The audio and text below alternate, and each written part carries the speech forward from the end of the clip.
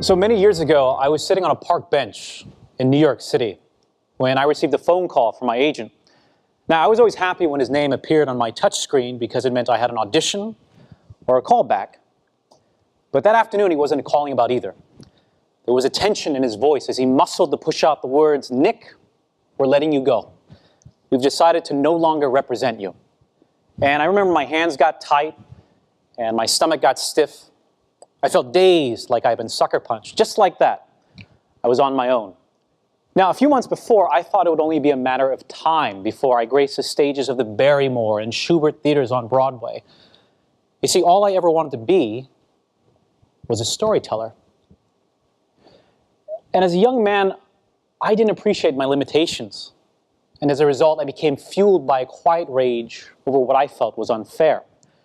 It wasn't until I hit my spiritual rock bottom that I realized I needed to focus on what I could control and be liberated by what I couldn't. Now, in time, it became very clear that there are only a few factors that I could control, but if used effectively, could turn setbacks into opportunities. These are a collection of lessons that I've learned over the past 12 years that I call the 4 truths of creating your own opportunities. Number 1, do not wait. Now, for years, I sat by the phone hoping that the perfect part would magically land in my lap. While other actors were building up their arsenal of skills through writing and producing and directing, I was being left behind. I wasn't diversifying my expertise and my field of interest. I wasn't thinking creatively in a creative industry. So I grew stale while others learned to adapt and change the rules and take action to get their voices heard. And they taught me that my story would never be told unless I wrote it. And with action came an awakening to my potential. Now, instead of just tweeting one more encouraging quote or listening to another motivational speaker, I understood that clarity of purpose came from doing and not talking. I started tinkering with different platforms. I disciplined myself to write every single day, even if it was awful. My first screenplays were so bad, my friends didn't even know where to begin with their feedback. My first attempt at getting a literary agent was met by well over 100 rejections, and my short films were passed on by so many festivals that I lost count. But by not taking those failures personally and reframing them as deferred successes, I continued to write blogs, articles, plays, one-man shows, and even a book. And as I developed my voice, my confidence grew, convincing me that I had something of value to offer. Suddenly, I'd become a 3-dimensional storyteller. I knew a little about a lot. By building up my skill set and taking action, I'd become the captain of my own ship rather than just a passive tourist. But the best part was seeing how taking action emboldened those around me to do the same. Friends saw that if I could do it, they could do it too. Now I was being asked to edit their articles, read their plays, and collaborate on their films. And in the process, we built a community where we felt invested in one another's success. We had each other's backs, supported one another's vision, and held each other accountable to making something happen. Number 2, build the right philosophy. Now, before I went to college, my father told me there is no excuse for skipping class. You can get a C just for showing up. Now, his point was that half of success in life comes from the quality of our presence. We have a choice in how we show up, and the foundation is our philosophy. Now, in shaping my own, I drew from 3 main tenets. First, your time is limited. In the summer of 2013, I traveled to a small village in South Africa called Sinsa Village. Now, after the program ended, I decided to rent a car and drive to a city called Port Elizabeth. A few minutes into the drive, I turned on the radio, but heard nothing but static. And just as I was about to shut it off, I turned the dial one last time.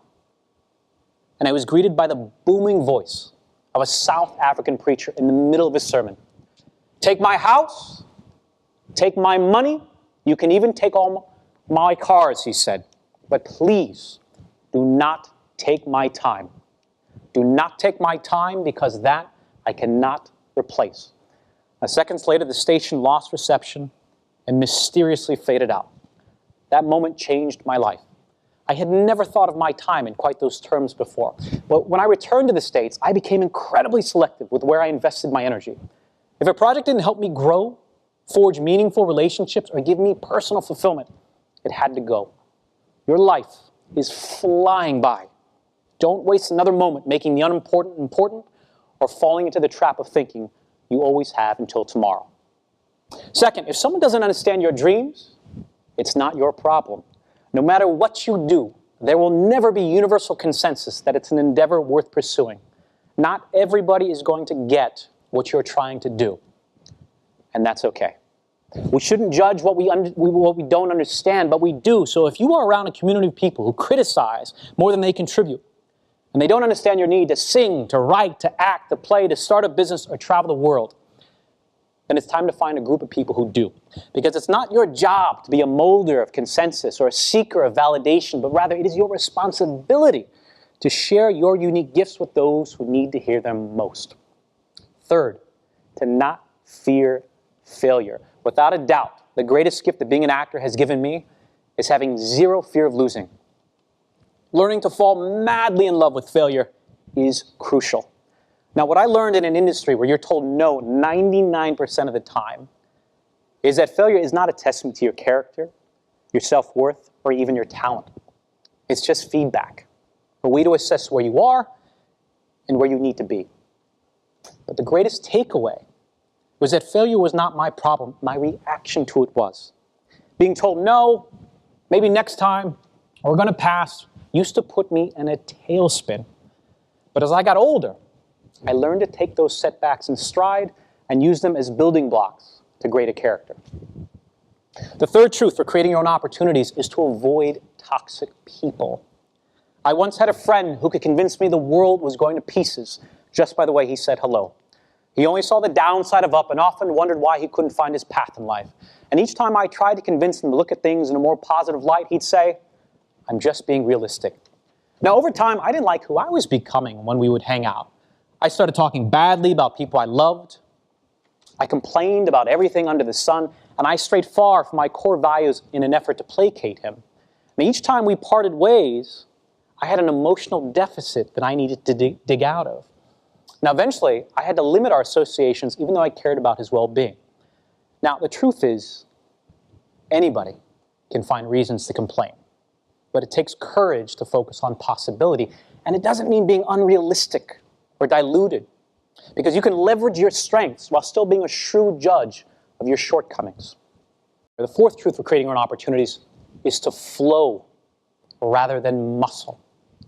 Spend a few minutes on any social media platform, and you're likely to come across a hashtag followed by the words hustle and grind. Right? From entrepreneurs to athletes, there is undoubtedly a culture of no days off being promoted. And though there is no substitute for hard work, it can come at a great cost if not accompanied by a dose of self-awareness. Now, as a young acting student, I would arrive at theater each morning at 5:30 a.m. For 10 blocks, I would pound on my chest with clenched fists roaring at the top of my lungs, "Come on! You either want it or you don't." Now, thankfully, New York City was the only place where I could behave like that and still blend in, right?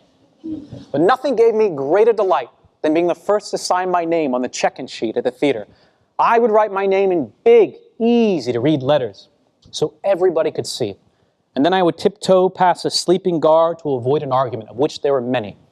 "Why do you need to be here so early?" they would ask. "I have work to do," I'd say. Now, in my obsessive pursuit of becoming a working actor, my determination reaped many rewards, but left me bankrupt in the big picture arenas of life. Family, relationships, and self-care. I chose solitude over community and competition over camaraderie. Then one morning, I would meet a man who would flip everything I knew about hustle on its head. For the next several years, he schooled me on the importance of living a life and not just a career. Every day, come rain, sleet, or snow, he'd hop on the Metro North from his home in Connecticut and commute to Midtown Manhattan. And for the next 10 hours, he would audition, he would teach, he would take classes.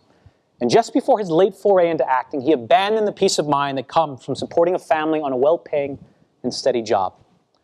And each time he saw me get worked up over a blown audition or complain about not seeing the fruits of my labor, he would remind me there was more to life than being on Law and Order. He taught me that you can want something without needing it. A realization that not only liberated me, but made the work more enjoyable.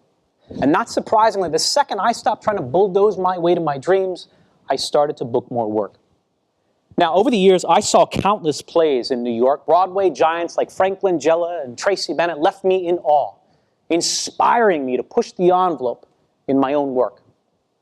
But their performances paled in comparison to the way this man lived his life off stage. He beamed every time he talked about his children.